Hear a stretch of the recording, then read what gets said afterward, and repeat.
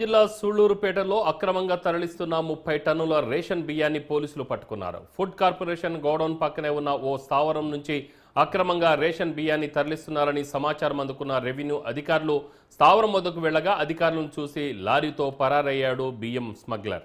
దీంతో రెవెన్యూ అధికారులు పోలీసులకు సమాచారం ఇచ్చి లారీని వెంబడించారు.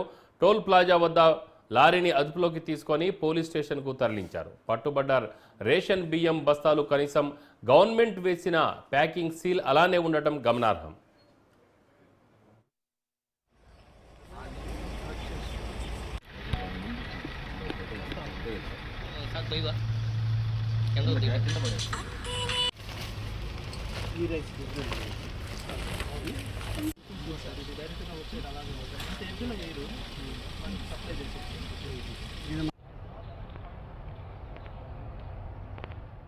నిన్న రాత్రి 11 గంటల ప్రాంతంలో నెల్లూరు వైపు వెళ్తున్నటువంటి రైస్ లారీని మా సిబ్బంది రెవెన్యూ పోలీస్ మేమంతా చేసి ఆర్టీసీ గ్యారేజ్ వద్ద దాన్ని ఇంటర్సెప్ట్ చేసి దాన్ని తిరిగి తీసుకొని రావడం జరిగిందండి.